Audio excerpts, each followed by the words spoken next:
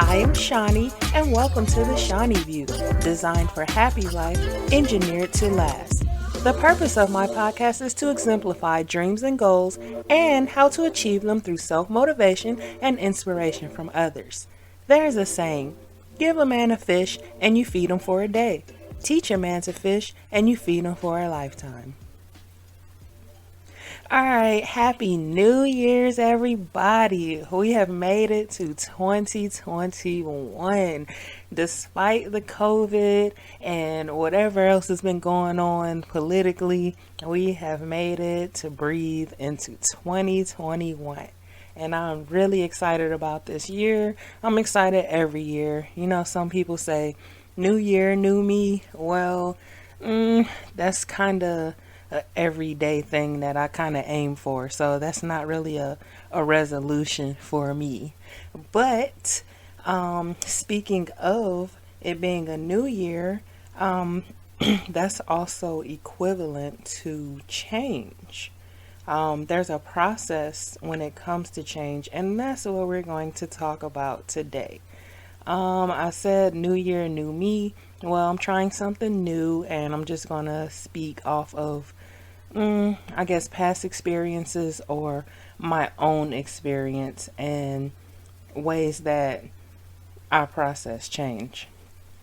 All right, so there are two ways that change occurs, which will also let you know or help you to understand why your change has not taken the effect or turn that you've wanted it to.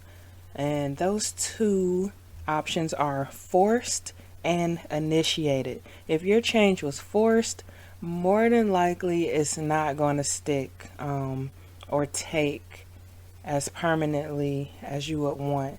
But if you initiated the change on your own, the effect or the aftermath of it will probably be more substantial and something that you would or that you're proud about.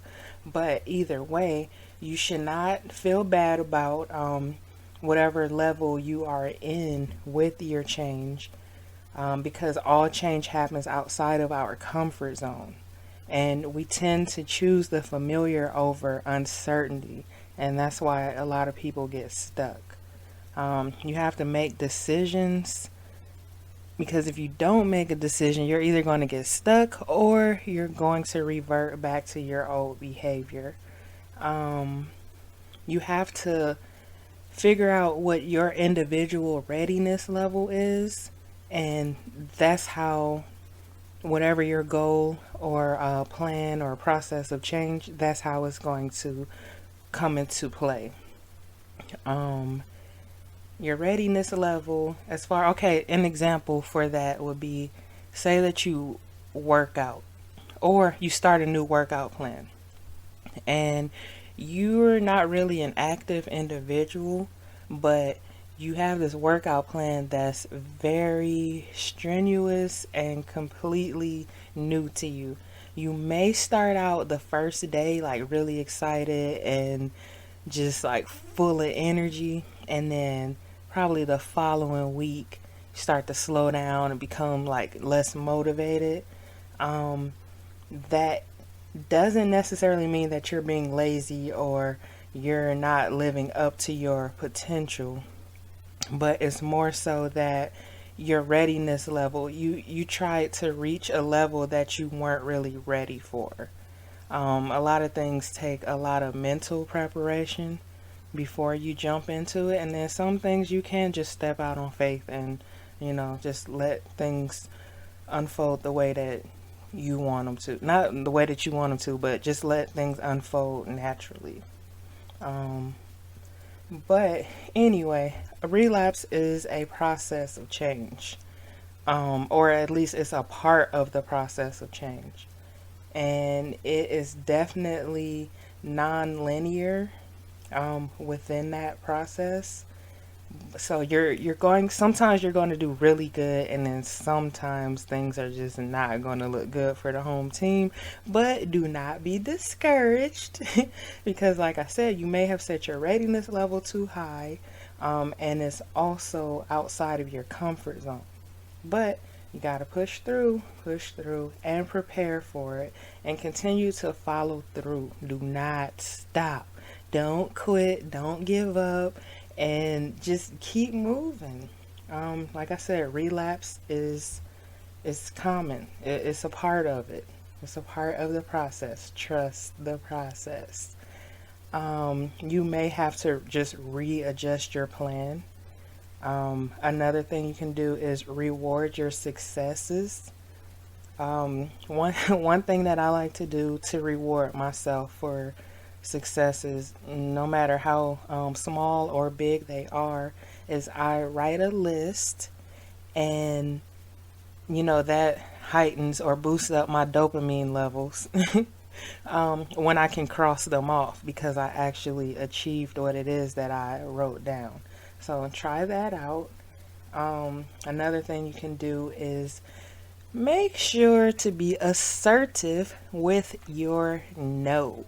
If someone asks you to do something that you do not want to do, just say no.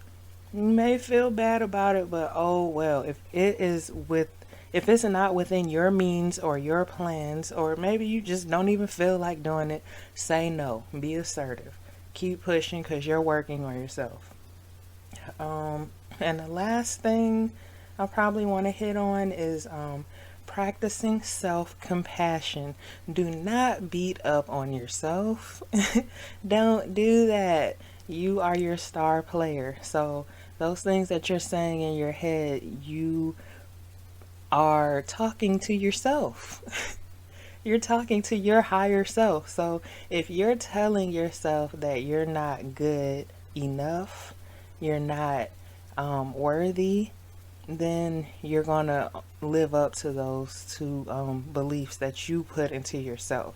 Somebody may provoke you to have those thoughts, but in the end, you're responsible for how you feel about yourself and what you say to yourself.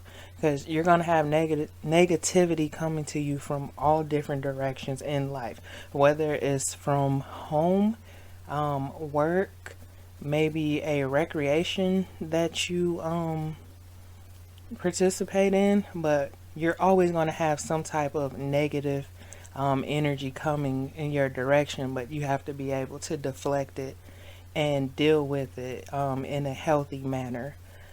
But I guess that is everything. Let's see, what else? Yeah, I think that's about it right now.